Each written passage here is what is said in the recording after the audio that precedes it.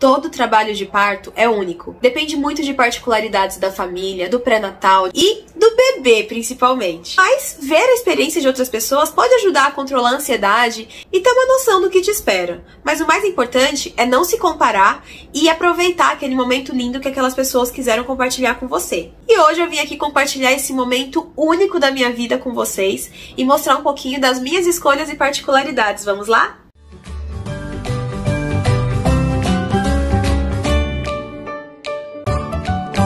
Oi, eu sou a Mari e esse canal fala sobre maternidade. Seja muito bem-vindo, mamãe, papai, rede de apoio.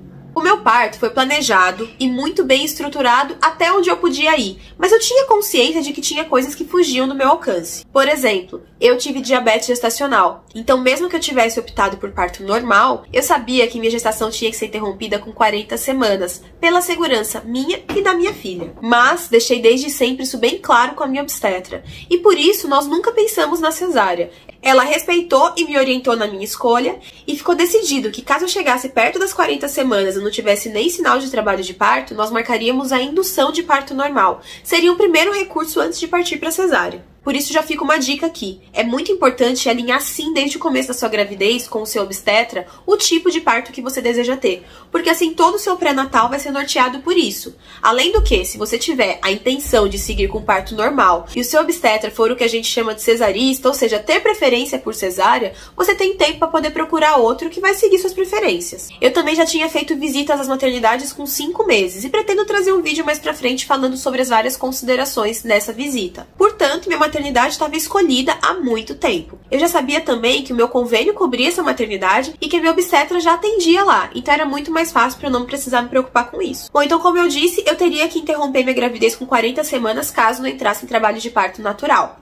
Até as 38 semanas, das 35 a 38 mais ou menos, eu fiz repouso, porque tava muito calor, era janeiro, eu trabalhava, pegava trem, pegava van para ir pro trabalho, vivia muito inchada e minha pressão começou a oscilar. Então eu que vim de uma gravidez mais ativa, fazendo exercícios físicos, precisei dar uma seguradinha ali e fazer um repouso para não ter risco de entrar em trabalho de parto prematuro. A partir das 38 semanas, eu voltei a mil, voltei a fazer meus exercícios físicos orientados pela minha obstetra e fazer alguns métodos de indução de parto naturais. Ou seja, eu comia tâmaras, comida apimentada, fazia mais exercícios de agachamento, claro, sempre com muito cuidado. E lembrando que eu já fazia isso antes da gestação e fiz a gestação inteira. Segui medindo a minha pressão e a minha glicemia, mas nada de trabalho de parto.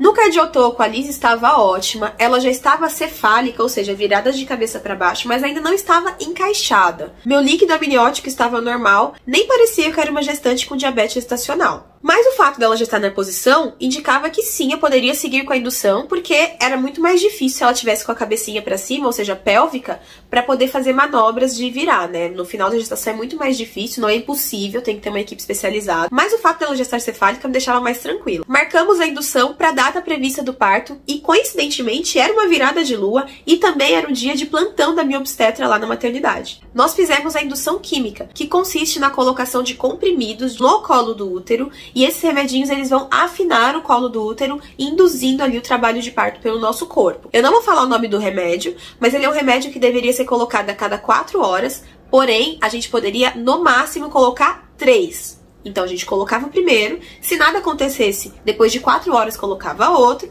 e se nada acontecesse, depois de 4 horas, colocava outro. E aí, para esse vídeo nesse momento e vai ali nos comentários contando depois de qual comprimido vocês acham que eu entrei em trabalho de parto. Ah, e só uma coisa, caso no final nada disso acontecesse, o bebê entrasse em sofrimento fetal ou tivesse algum risco, a gente partiria para cesárea. Então, no dia 8 de fevereiro de 2020, nós colocamos às 9 horas da manhã o primeiro comprimido. Nesse momento, eu tava na sala de pré-parto, que é como se fosse uma enfermaria de preparação. Ali ficavam tanto as mães que estavam fazendo indução, quanto as mães que estavam se preparando para cesárea. Tinha umas cortinas do lado, o Lenin ficou o tempo todo comigo e tinha um aparelho de cardiotoco para fazer uma monitoramento da Liz de tempos em tempos. Nesse momento que eu coloquei o primeiro comprimido, a enfermeira fez o toque e eu tava somente com 1 centímetro de dilatação, o colo estava grosso, mas já comecei a comer ali uma dieta líquida. Por quê? Caso no final desse tempo todo não conseguisse ter pelo parto normal, eu teria que seguir para cesárea. Então a gente seguiu uma dieta leve para não atrapalhar na possibilidade de uma cesariana. E vale lembrar que quem começou a minha indução não foi a minha médica, foram as enfermeiras. A minha médica estava o tempo todo no celular com elas ou comigo para poder avaliar como que eu tava e se precisasse ela corria para lá. Mas ela ia chegar somente no final do dia. Às 11 horas fizemos o primeiro cardiotoco. As contrações estavam muito baixas, eu mesma nem sentia. Então, 4 horas depois, 1 da tarde, colocamos o segundo comprimido. As contrações tinham aumentado um pouco, mas estavam sem ritmo e eu estava sentindo uma leve cólica. E o cardiotoco indicava que a Liz estava bem. E eu tinha 2 centímetros de dilatação. Às 5 da tarde, eu pedi para ir para um quarto individual, para que eu pudesse me mexer, tomar um banho, ficar mais à vontade, colocar uma música e assim ver se eu conseguia fazer minha parte para acelerar o trabalho de parto. Eu estava me sentindo ótima. E meu colo do útero começou a afinar quando já foi colocado o terceiro comprimido. Então, pra quem chutou o primeiro ou segundo comprimido, você já errou. Eu precisei colocar os 3 comprimidos. E, depois dali, eu não podia mais colocar nenhum comprimido e teria que seguir a indução de parto somente com a ocitocina. Porém, a ocitocina só podia ser ministrada 6 horas depois desse último comprimido, ou seja, meia-noite. E eu comecei a dançar, vi filme, me agachei, levantei, fiz exercício, tomei banho, comi, né, porque a dieta era líquida, eu tava morrendo de fome, mas o Lenin comeu, ele tava o tempo todo comigo. E às 8 horas, mais ou menos, a minha médica chegou. E ali eu me senti muito mais à vontade, muito mais acolhida, por mais que a equipe de enfermagem tivesse cuidado super bem de mim. Ela me orientou algumas coisas que eu deveria fazer, e eu comecei a seguir essas orientações, já com ela ali de prontidão. Então eu continuei dançando, fiz bola, até que às 10 horas as contrações começaram a pegar. Começaram a vir. E uma coisa que eu notei é que eu fui de 0 até muita dor muito rápido. Talvez por conta de ter precisado usar os 3 comprimidos. No cardiotoco era possível acompanhar que elas estavam ficando com picos mais altos e ganhando ritmo. E o Lenin começou a entender e ler o cardiotoco pra mim. Ou seja, ele conseguia ver ali, conforme o monitoramento estava acontecendo, quando elas iam vir e quanto tempo iam durar. Então, quando as contrações começavam a acontecer, ele segurava minha mão, me orientava a respirar para poder relaxar o meu corpo e fazer com que aquelas contrações fossem mais efetivas e fazia contagem regressiva para eu sentir acabar. E parecia mágica, ele falava 1, acabava. E aí a minha médica falou para eu tomar um banho quente. Foi ali que o negócio começou a pegar. Dentro do banho eu tive 2 contrações muito fortes e voltei pro quarto. E a partir dali eu já fui direto pra Partolândia. E eu tava ainda com somente 3 centímetros de dilatação. Uma coisa que eu tava me concentrando muito era em manter a minha respiração o mais focada possível. E eu tava tentando também não me encolher, não me contorcer. Eu tava tentando manter o corpo relaxado pra poder deixar aquilo ali passar e o meu corpo responder aquelas contrações. Meia-noite a gente poderia usar ocitocina, mas as contrações estavam tão fortes e ritmadas que a gente optou por não usar porque eu já tava com uma dor muito intensa. Eu só tava conseguindo me concentrar na voz do Lenin, me falando quando a contração viria e quando ela ia acabar e me orientando como que eu deveria respirar. As dores eram tão fortes que eu comecei a sentir um enjoo, vontade de vomitar. E o meu maior medo era perder o sentido. Então eu pedi um remédio para enjoo para poder conseguir lidar com aquele momento sem passar mal. E aí eu recebi o remédio para enjoo na veia. E também foi feito o exame de toque, eu tava com 4 centímetros de dilatação. Meia-noite e meia, ainda com 4 centímetros de dilatação, as dores eram tão intensas e o enjoo era tão forte que eu pedi analgesia. Minha médica autorizou que a analgesia fosse feita e logo a equipe de anestesistas chegou para me ajudar. Nós fizemos uma anestesia combinada de raquidiana com epidural. E era uma dose muito baixa, de forma que eu ia continuar sentindo tudo, mas ia ficar mais tranquilo passar por aquele momento de dor. E, por ser uma dose muito baixa, eu tinha que ficar reaplicando anestesia a cada hora, ou quando solicitado. Bom, e é uma anestesia na coluna, então eu tomei uma pré-anestesia que ardeu bastante, eu quase quebrei a mão da minha médica. Pra depois vir a anestesia de fato.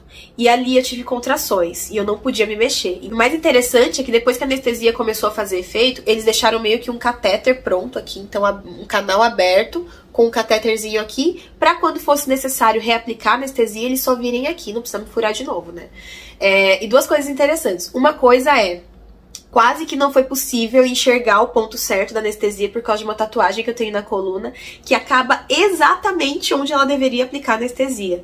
Se a tatuagem fosse um pouquinho mais pra cima, ia ser muito mais desafiador acertar o ponto ali. Então, parabéns pra equipe, foi muito bacana.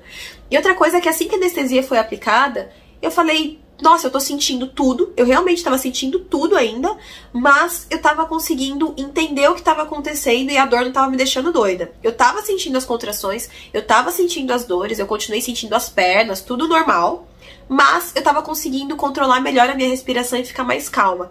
E foi ali que eu comecei a sentir sono. Às 2h30 eu ainda não tinha evoluído, então nós decidimos romper a bolsa para acelerar o trabalho de parto. E ali as contrações aumentaram de intensidade e a gente precisou dar uma reforçada na anestesia. Às 4 da manhã o enjoo voltou, talvez por conta da anestesia, porque historicamente meu corpo não reage muito bem à anestesia, então eu fico assim mesmo. E aí eu tomei mais uma dose de remédio para enjoo e fiquei sonolenta. Mas já tava muito cansada, porque eu não tinha dormido e tava ali desde as 9 da manhã do dia anterior. Então minha médica falou pra eu descansar, pra eu dormir. E eu achei um absurdo. Eu falei, meu Deus, eu estou com 4 centímetros de dilatação e ela tá me mandando dormir. Eu tinha que estar agachando, subindo escada, é isso que eu vejo, né? Enfim, doidinha.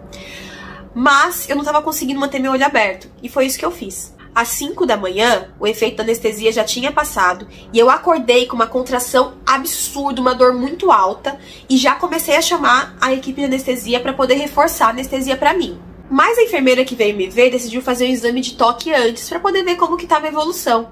Até que ela virou e falou, você tá com dilatação total. Eu tinha dilatado 6 centímetros em 1 hora. Eu acho que eu só precisava relaxar e esse soninho veio muito a calhar pra isso. Mas naquele momento eu já tava de novo na Partolândia. A anestesia tinha quase toda passado e eu tava precisando de mais reforço pra conseguir continuar. Junto com a anestesista veio também a médica neonatal pra poder fazer uma avaliação. A lista estava ótima, mas ainda não tinha encaixado.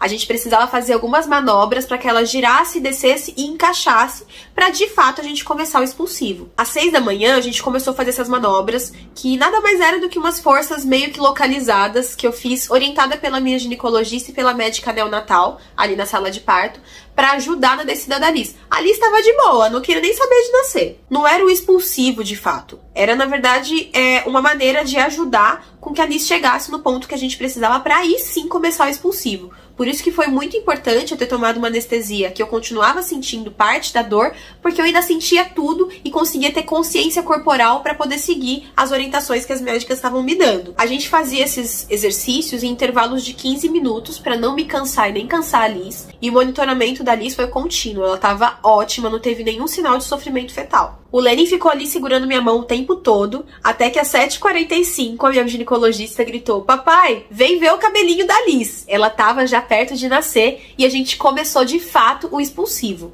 E ali a gente começou a fazer as forças durante as contrações. Eu tava semi-sentada na posição que eu tava me sentindo confortável. A sala já tinha sido toda aparatada, tinha toda uma equipe ali pra me ajudar. Eu tava muito tranquila, muito calma, de olho fechado, me concentrando nas forças e na respiração. E o mais interessante é que eu sentia vontade de fazer força. Então era como se o meu corpo estivesse me dizendo exatamente o que eu tinha que fazer. Deixa eu perguntar.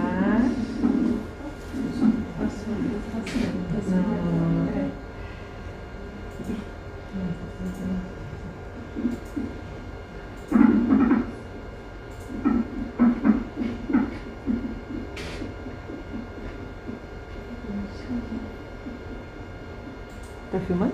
Uhum. Tá chamando ela. Pode chamar. Pode chamar. Tá começando. Vocês estão na minha frente, eu não consigo ver. Oi. Não o quê? Não o quê, Liz? Faz uma força aí.